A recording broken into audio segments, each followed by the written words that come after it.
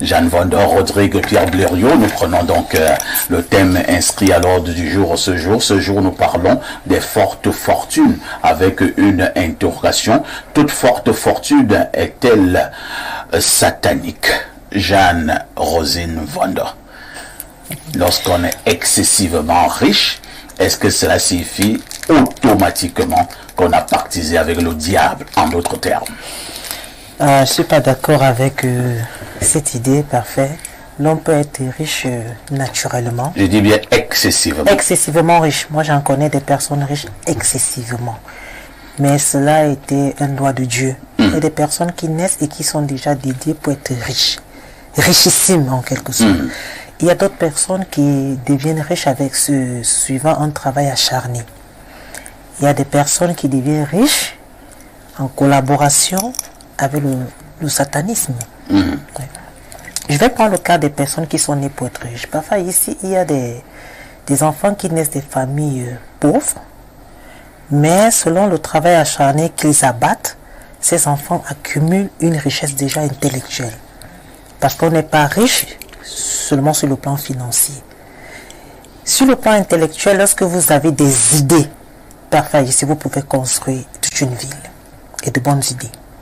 Mais il y a des personnes qui se lèvent un beau matin, il fait sa moto, il dit mais tellement je souffre sous le soleil, qu'est-ce que je peux faire d'autre? Et ces personnes se compliquent. Et elles se compliquent d'une manière très très bête. Parce qu'il y a des loges dans lesquelles on vous fait entrer, on vous dit c'est pour 30 grains de riz. Cela se passe particulièrement dans un département ici au Cameroun. On vous demande de prendre 30 grains de riz, la poule picore, et ces 30 grains de riz, ce sont vos 30 années de richesse. Attends, donc si j'ai 20 ans, je cherche 30 grains de riz. Non, on pose 30 grains de riz. Oui. Et il y a une poule qui picore. Si elle picore les 30 grains, vous avez 30 grains de vie, de richesse, de vie de richesse. Pendant 30 ans. Pendant 30 ans, vous allez vivre cela. Si j'avais 20 ans, dès que 50 ans arrive, je vous partez. Vous partez. Et il y a d'autres, la poule peut picorer 3. Vous dites que ça se passe beaucoup dans un département du pays. Ouais. La Léquier? Non, je vais taire. Vous préférez taire le nom du département. Oui. Et habituellement, ils appelaient, les gens de ce côté-là appellent cela le Mallory. Si tu donnes déjà le nom, on peut commencer à voir de quel département il s'agit. C'est le Mallory. Le Mallory. Ils appellent ça Mallory. Bon, si j'ai déjà 60 ans, je peux aller là-bas. Hein? Tu n'as pas saisi, c'est la poule. C'est la poule, c'est la poule.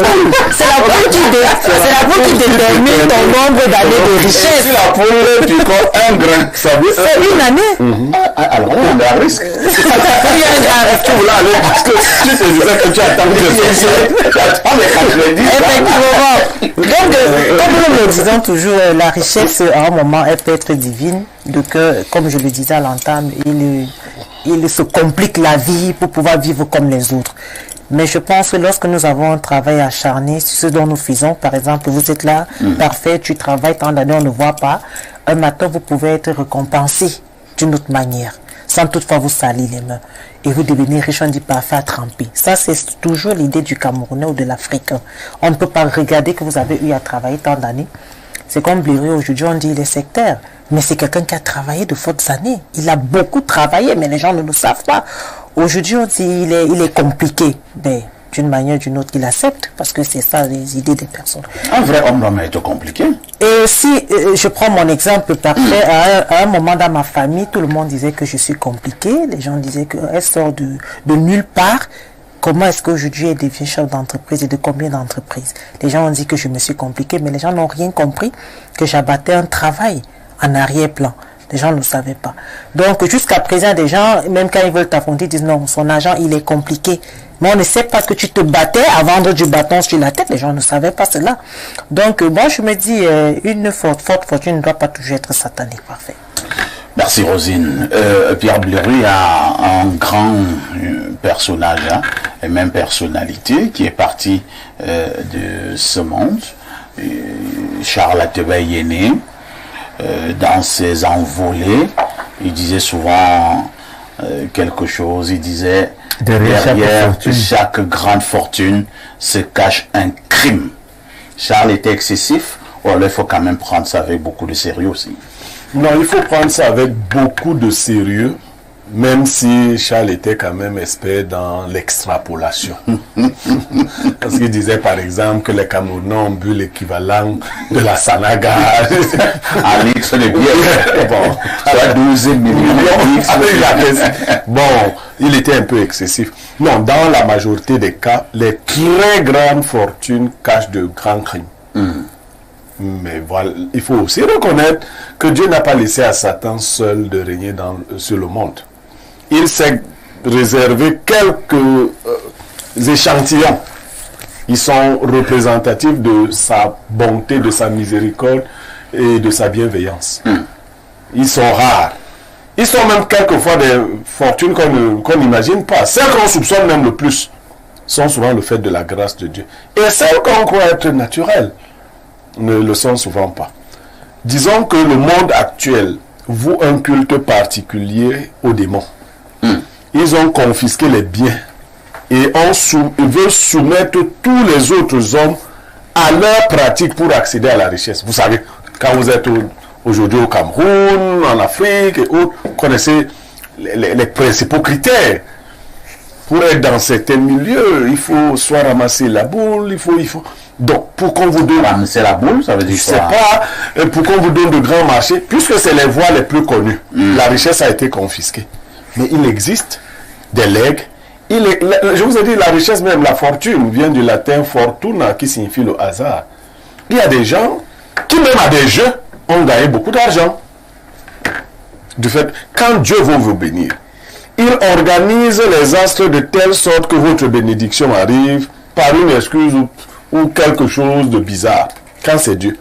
Maintenant, il est évident que pour conserver l'argent, il faut avoir un certain degré de spiritualité. Ça veut dire quoi? Oui, il faut beaucoup prier. Oui, il faut méditer. Parce que, en fait, l'argent est fait avec une certaine énergie qui vous pousse à le sortir. Vous verrez que très peu de personnes restent avec l'argent. Ce n'est pas faute d'en avoir eu que les gens n'en ont plus. Mais en général, quand les gens ont de l'argent, ils sentent seulement le besoin de le dépenser. Et le monde a créé des besoins de luxe. Voyons dire, un téléphone coûte 1 600 000. Voilà, ainsi de suite. On dit que pour voyager en jet privé, il faut 38 millions. Et vous voyez des choses qui sont carrément hors du sens commun. Donc, pour maîtriser l'argent, il faut avoir une certaine culture spirituelle, avoir de l'argent, rester tranquille. Cette culture spirituelle, on l'acquiert en général par la méditation. Si vous ne faites pas cela, l'argent viendra à vous, mais il ne restera pas avec vous. Bon, le problème, c'est que, Blériot, peut-être que vous êtes encore trop aérien. J'ai discuté avec un monsieur il y a près de 10 ans. Il me disait, parfait, tu sais, tu peux avoir beaucoup d'argent à un moment donné dans ta vie. Il me dit, beaucoup d'argent, tu peux en avoir. Mais conserver cet argent, il faut faire autre chose pour que l'argent ne reparte plus. Et autre chose, là, c'est quoi? Je dois enfermer ça dans une chambre. Il dit, non, c'est pas ça. Il faut te compliquer pour garder ton argent. Et bon, j'ai suivi un peu son regard. Non. Et voilà pourquoi, à un moment donné, Blériot, il me dit, un monsieur qui prend un exemple, subitement qui gagne 100 millions, c'est pas dans un jeu de hasard, il me fait comprendre que certains qui sont dans des cercles bizarres viennent déjà chercher à le copter pour venir dans le cercle parce qu'il a eu beaucoup d'argent. Oui, mais parfait, moi j'ai gagné plus que ça. Donc, vous n'avez pas besoin de vous compliquer. Vous avez juste besoin de poser votre âme d'une certaine manière. Et la première chose, avant de savoir ce que vous ferez de l'argent que vous gagnez, si vous n'avez pas quelque chose à en faire tout de suite, il faut le mettre dans ce qu'on appelle les valeurs refuges. Ça veut dire quoi? Des choses comme des terrains. Il faut acheter des valeurs qui, avec le temps, acquièrent encore de la valeur. Il faut le déposer d'abord. Parce que beaucoup de personnes veulent de l'argent. Parfois ici. Ils sont nombreux là, les gens. Si on te donne 100 millions, tu n'as même aucun projet de plus de 20 millions. Donc si on te donne 100 millions, tu vas sentir que tu es hyper riche. Et sentant que tu es hyper riche, tu vas même commencer à paroter André Onana. Tu vas voyager pour Manchester, tu prends ton jet privé, tu fais route en deux, et au retour, on te dit que l'argent est fini. Tu dis, comment c'est? C'est comme ça que c'est fini. Donc, il faut, et ça, il faut cultiver cela. C'est une charge émotionnelle qui vous atteint quand l'argent arrive. Beaucoup de jeunes travailleurs ont été affectés dans des secteurs qui avaient beaucoup d'argent. L'argent, ça, il faut le reconnaître, est une énergie. S'il ne vous trouve pas posé, il va vous trimballer dans tous les sens. Et il est comme le miel, il attire les abeilles. Quand vous avez de l'argent, les femmes voient que vous avez de l'argent, des amis voient que vous avez de l'argent, la famille voit que vous avez de l'argent, tout le monde vient. Et tout le monde ne vient pas de manière simple. Il y en a qui estiment qu'ils doivent le prendre par des voies tortueuses, il y en a qui estiment qu'ils doivent vous flatter, ainsi de suite. Et si vous vous disposez, surtout dans la montrance, vous êtes prédisposé à chuter. C'est pour cela que beaucoup d'ordres mystiques ont commencé à conditionner les gens à avoir de l'argent. Par exemple, dans certains ordres, on vous enseigne à être avare. Ah bon? Oui. Comme ça. En fait, la préparation dans ces ordres, c'est de vous amener à ne pas dépenser. On vous dit que non, vous n'avez pas à vous occuper du sort de l'autre. Lui-même, il va s'occuper de son sort. Donc, vous n'avez pas... Et quand vous commencez à cultiver de telles idées, vous commencez à regarder votre argent. Ouais. Très bien. Rodrigue Adalbert Evina, nous continuons dans ces échanges. Ils sont également nombreux, Rodrigue, qui disent que l'argent, c'est le diable. Tu es d'accord? Bon, l'argent, c'est le diable. Je ne peux pas vraiment être d'accord. Mais je pense tout simplement, pour répondre très concrètement à votre question, toute fortune n'est pas toujours forcément satanique. Mais on peut être d'accord sur ce plateau. Je suis d'accord avec Derio, qui m'a un peu coupé l'herbe au pied, que l'argent est fortement lié à la spiritualité. L'argent est fortement lié à la spiritualité. Certains peuvent avoir de l'argent. La façon de conserver cet argent peut à un moment donné dépendre de la façon dont vous l'avez eu. Il y a des personnes qui sont fortement introduites dans le mysticisme, que leur argent se conserve à l'aide des entités spirituelles qui sont importantes en fait au sens de la conservation de leur argent. Notamment il y a les totems. Il y a des gens qui gardent les totems. Est-ce que, quand vous parlez des totems là, oui, on a souvent appris, pardon, si on regarde dans des films, ce ne sont que des films ou bien ça existe réellement? C'est-à-dire qu'un monsieur, il a un serpent et de temps en temps, le serpent vomit de l'argent. Le monsieur prend l'argent et met dans le sac. Attendez. Ce sont des choses qui existent. Les films, pour la plupart du temps, s'inspirent aussi des faits réels. Voilà, alors... Est-ce qu'un serpent peut vomir de l'argent? Je ne sais pas si un serpent peut vomir de l'argent. Moi, je n'ai jamais fait ces expériences-là. Donc, si j'avais fait ces expériences, je ne serais pas en train de stopper le taxi à Yaoundé. Donc, papa, ici, vraiment, quelqu'un d'autre viendra vous répondre l'autre vendredi. Mais, à ma petite connaissance, il y a des personnes qui ont peut-être travaillé dur, qui ont gagné beaucoup d'argent. Mais maintenant, parce qu'il y a un esprit derrière l'argent, cet esprit peut être celui qui vous pousse vers des dépenses de la chair. Cet esprit peut être un esprit même qui vient vous créer dans le bras, dans la main, ce qu'on appelle le trou mystique.